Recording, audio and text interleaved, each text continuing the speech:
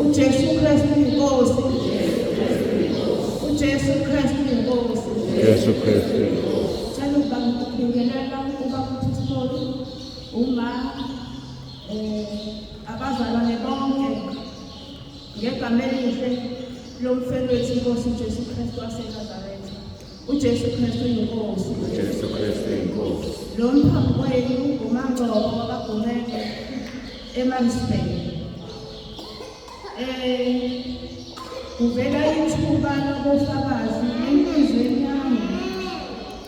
Akukho ukuthi ngisukume ngifakaze. Kuze kubuya sikulo oqala mina kuyithulele. Akukho ovukayo ukuthi ngifakaze. Emva kwalokho masishane kuvuka ufakazi. Mina ngokwami kudala kepha ukuvuka kwakho yikona okwenza ukuthi ngize ngisukume ngizokufakaza kanjoba ngimilela ngoba kusho ukuthi uNkulunkulu Baba ubonile ukuthi khona abakudingayo kukhona futhi ozosizakala ngakho. Empilweni yami yasekudalo ngangumuntu ogxilile kakhulu ezintweni zamadlozi. Kodwa lapho umfakazi ovukile kumina ngithe sengisizakele sengikhawuleliwe ngahamba ngaya la kumelwe khona la kuhlatshelwe khona abafileyo. Akekho owayesazi endaweni ukuthi mina sengenzelwe umusa. Kwakwazi mina njengomndeni wami ngaphakathi.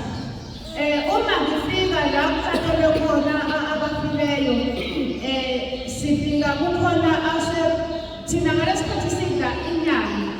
Kukhona laba asebeqedile osekufanele ukuthi baphakamise isithebe basho ithakazelo zalapha. Zashintsha izinto kumina. Ngalesi sikhathi besho lezo thakazelo zalapho ngangikhona. Kodwa angizwanga ukuthi babethini. Ngoba uNkulunkulu Baba wawuthuba umqondo wami ukuthi ngingakuzwa lokhu abazokusho kwenzeka kanje. Kwabakhona umbuzo engabuzwa wona ukuthi nawe uzokwenza yini lokho.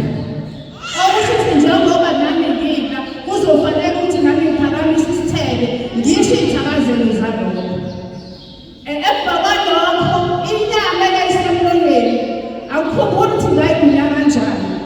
Eyayisesandleni ngayibeka phansi kodwa amehlo asethe njo kulaba bantu okusekufanele ukuthi basho ithakazelo zalokho.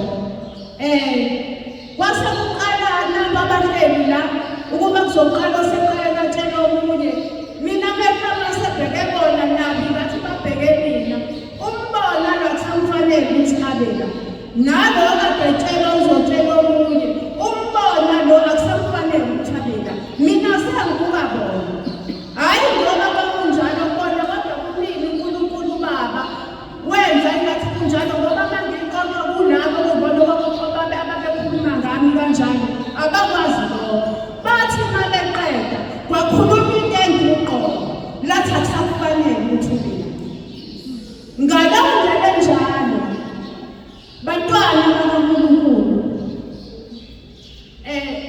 ungadideki awulahlekile ukuphuma ey'ntweni zamadlozi.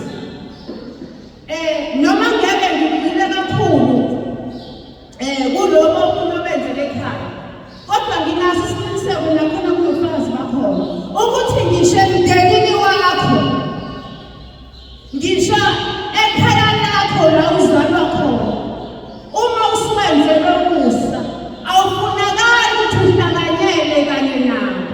Ngibuka phezulu lobo basekhaya kithi la ngizalwa khona akufanele ukuthi uhlanganyele nabo.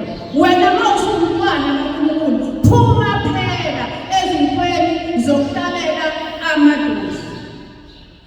Uma kukhona akade ngabaza phakathi kwenu ngoba isitha siyabasebenzisa abantu bathi iBhayibheli labhalwa ngabelungu bethi inkosi yethu uJesu Kristu nguNkulunkulu.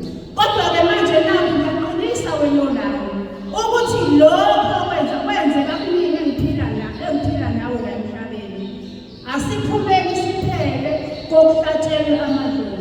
asiphumelele siphele ezintweni zabafileyo intende lakhululo lathi akusakufanele ithubi lami lokho kuyisiqiniseko ngempela ukuthi ayikho